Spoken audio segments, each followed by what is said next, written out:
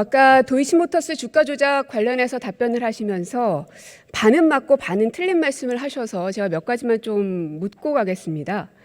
그러니까 한마디로 뭐 길게 말씀을 하셨긴 한데 결국은 문재인 정부 때 수사를 했는데 아무것도 안 나왔다. 뭐 이건가요? 수사에서 범죄 혐의가 드러난 사람들을 기소해서 재판 중이죠. 근데 왜 문재인 정부를 계속 거론하시면서 말씀하셨잖아요. 그 의미가 뭔가요? 거기에 관해서 현재 지금까지 김건희 여사에 대해서 수사가 진행 중이지만 집중적으로 수사가 2년 가까이 문재인 정부의 선발한 검사들과 그리고 70년 동안 한 번도 안 썼던 수사지휘권까지 발동하면서 무리하게 수사했다라는 점, 그러니까 충분한 수사가 상당 부분 이루어졌다는 점을 말씀드린 겁니다. 많이 했던 얘기죠. 네. 역시나 반은 맞고 또 반은 틀리네요. 그래서 제가 구체적인 사안을 좀 짚어드릴 텐데요. 말씀하신 것처럼 문재인 정부 때 수사가 이루어지긴 했습니다. 2020년 4월에 고발이 있었죠. 최강욱, 황희석 등에 의해서. 그리고 20년 9월에 수사에 착수했습니다. 그리고 10월에 추미애 장관이 수사 지휘권을 발동을 했죠. 뭐 갑자기 뜬금없이 한 건 아니고요. 윤석열 검찰총장에게 수사팀으로부터 보고를 받거나 지휘 감독을 하지 말고 결과만 보고받으라는 취지로 수사 지휘권을 발동을 했습니다. 그리고 나서는 2021년 3월에 윤석열 검찰총장은 사퇴를 하죠. 이 모든 기간은 문재인 정부 시절이 맞습니다. 그런데 참 이상하리만치 20년 4월에 고발이 됐는데 21년 3월에 검찰총장 사퇴할 때까지 수사가 진척이 없네요. 계속 말씀드릴게요. 그렇지 않습니다. 그리고 나서 윤석열 총장이 사퇴한 이후에 21년 7월부터 본격적인 수사가 진행이 됩니다. 그렇지 않습니다. 기록을 안 보시는 거 말씀하신 것 같은데. 7월에 금감원 압수수색 있었죠? 없었습니까? 뭐가 계속 그렇지 않습니까? 21년 7월에 금감원 압수수색 있었습니까? 없었습니까? 그 말씀이 아니고요. 그 전에 있었습니까? 수사가 없었습니까? 진행됐다는 말씀을 드린 겁니다. 질문을 그렇게 해놓으시고 제가 지금 질문 드리잖아요. 제가 답변을 드리지 21년 않습니까? 7월에 금감원 압수수색 있었습니까? 없었습니까? 그건 제가 연도는 기억 안 나는데요. 뭐 연도도 기억하지 못하시면서 모든 게 문재인 정부 시절에 다 일어났던 거라고 그렇게 단언하십니까? 21년 문재인 정부 때 아닙니까? 맞는데 아까 예. 제가 말씀드렸죠. 반은 맞고 반은 틀리다고. 그 말이 좀 윤석열 무슨 뜻인지 검찰총장과 모르겠는데요. 아직도 이해를 못 하시는군요. 예. 윤석열 검찰총장이 재임하던 시기와 윤석열 총장이 사퇴한 시기 이후를 얘기 드리는 겁니다. 모든 시기 다 문재인 정부 시절이죠. 예. 계속 말씀드릴게요. 21년 7월 대통령은 문재인이었습니다. 그리고 검찰총장은 윤석열은 아니었습니다. 맞죠? 말씀하십시오. 예. 맞습니까? 그걸 저한테 질문하실 일은 아닌 것 같고요. 말씀하십시오. 대답을 좀 하시라고요. 이해를 하시는지를 짚고 가는 겁니다. 예. 말씀하시면 제가 다 듣겠습니다. 이해를 못 하시는 겁니까? 아니면 무시하시는 겁니까? 아니요, 저한테 있었던 일을 저한테 확인하실 문제는 아니고요. 저하고 이렇게 가져오신 자료가 있으시면 저한테 설명해 주시면 제가 거기에 대해 성실하게 답변 드리겠다는 취지입니다. 예.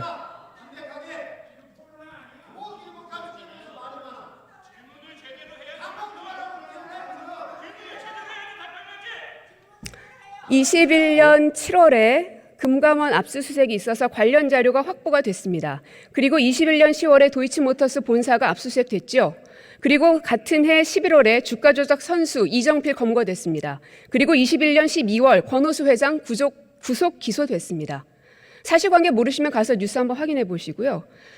이 모든 것들은 다 문재인 정부의 시기에 있었습니다. 그러나 그 기준은 윤석열이란 사람이 검찰총장으로 있었던 때와 없었던 때가 구분된다는 말씀을 드리는 겁니다. 그게 어떻게 반을 제가 맞고 반을 지금까지 틀리다는 말씀드리는 이 팩트들에 대해서 틀린 사실이 있습니까?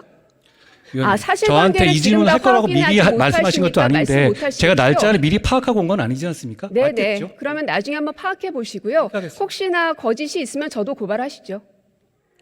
뭐 언론 보도된 것이니까 그게 뭐 거짓이겠습니까? 예.